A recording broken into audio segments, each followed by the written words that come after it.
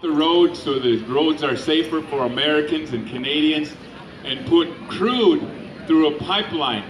And within that pipeline, then, that would be a main transportation of fossil fuels for companies down in Texas, so that they can then process that crude and make it into oil. A lot of you that pay attention to news understand that in Texas, the country, Saudi Arabia, is looking to buy the resource companies that produce and that refine oil. So if you're sitting there and you're thinking that this is going to be good business for America, you begin to see that this is pipelines, as one of our philosophers had said many decades ago. Finances, money, it knows no fatherland. And that's true. Money just knows money. It ignores borders. So for those of you that are Americans that are in the audience, or Canadians that are hearing about this is about your country and helping your country, kind of follow that pipeline to the very end and watch the things that are happening to the refining companies being bought up by foreign national companies in Texas. So as we follow that pipeline in North Dakota, as it's coming in there, the original proposed pipeline was to go through Bismarck, North Dakota. So anybody ever hear of Bismarck? That is the home of a university where they had the name the Fighting Sioux. Remember that? Now at the University of the Fighting Sioux, they're proud of American Indians. They want to represent American Indians in their sports teams and their all that kind of stuff.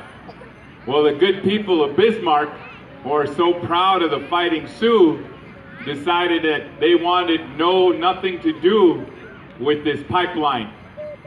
And so that pipeline was then rerouted to go right by the reservation, Standing Rock, in North Dakota. So while they're proud of their Fighting Sioux in Bismarck, North Dakota, they're not so proud that they're willing to put millions upon millions of gallons of crude that'll be pushing through a real community of Native American people near Stand Rock. Now the reason why I'm talking about this is when I asked for people that had heard about this, those of you too that clapped understand that look at all of the people that are around here. And hardly anybody knows about this story outside of our community. That's why as an announcer, when I look for a show of hands or clapping, that there's a very plain truth that hardly anybody knows that this is happening. Right along the side of that pipeline, the Stand Rock community, a community member there put out on Facebook and put out on Twitter feeds and all else and said, we need help from Indian country. We need help from all races and all different communities to come to our community and fight this pipeline. We don't want it coming through here. The reason for that, the direct reason as stated, is that that pipeline is going to be going underneath one of the main source of water for that reservation and surrounding communities. And so as an example to help explain what that means for the moms and dads in the audience and explaining it to your kids, imagine it this way. Imagine someone taking a heroin needle, and in that hypodermic is filled with heroin. That heroin we equate to oil crude in this country. So that heroin needle, let's say that needle, we're going to put that under your skin, and we're going to put that under one of your main arteries to your body that feeds you. The blood of the earth is water. Water is life. So let's put that needle underneath your skin and promise you that that needle is going to be safe. That needle is going to be transporting that heroin past your child's body and past their children and through their children's children and generations afterward. And the only thing that's separating you from that is metal. The only thing that's separating you from a spill is a promise. How many of you moms and dads would allow that for your children and grandchildren to happen? That is what is happening in this country. And that is what is happening to one of the poorest places in this United States. The community of Bismarck, who's so proud of the Fighting Sioux, decided we're going to put that through real Sioux, real Lakota people, and no one will notice. And in the process of this, an encampment of thousands of American Indians and non-native people has been set up, and they stand in the way of this pipeline. You've seen it on pictures that have gone around. Dogs have been set on some of these protesters. You've seen it that police have been arresting these protesters. These police that are charged with protecting the public, they're arresting the public at Stand Rock. In the interests of what? And so we think about this kind of thing, and we bring that story to the rest of the United States, because very simply, what happens to them happens to all of us. And so that's why we're saying it to the two people that raised their hands and made some acknowledgement that they know this story.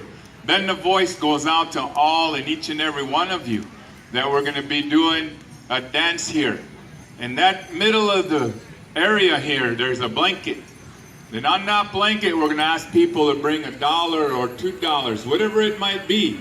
And all of that money is going to go in support of those people that are going to be at Stand Rock. They're not going anywhere. They're going to spend the winter right on through. So for all those fair weather fans that have been going out there, head out there in the winter time. Take wood. If you're going to take your families, plan on taking your garbage out and somebody else's garbage.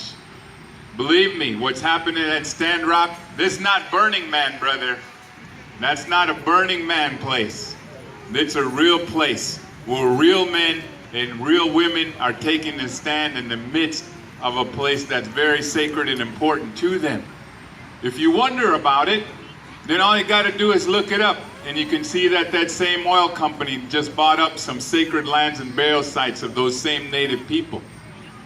Be thinking about what that would mean for your mom or your dad that might have passed away a few years ago. What if someone's coming through there and say, we're going to buy that. Don't worry about it. We'll rebury them someplace else, or we'll just let them rest in peace as our heavy equipment travels across their graves. If that's the kind of thing that you can support, if that's the kind of thing and the kind of commerce you want, that is why we're in this country. So you can stand up and support that and say, I am all about putting that heroin needle below that arterial of our Earth Mother. That we have a free country about that. Remember, we're in a country that recognizes that corporations are people, just like these little children in this arena. Corporations now have the same rights as this little boy on my left, as his brother on my left, as his sister behind there. They have the same rights. And within this country, our Supreme Court's already decided that. Well then, since they're people and standing up for their rights and what they do, in the middle of the circle we have a blanket, and we're asking you to stand up and represent what you believe. We don't have millions of dollars in this circle, we just have people. To all those folks that trace their ancestry to Cherokees, if just a half of them would show up to that place, imagine what that place would look like. So if you have a moment, put $1 down there, be thinking about those warriors and those warrior women that are representing and standing up for our Earth Mother, as it says in your program.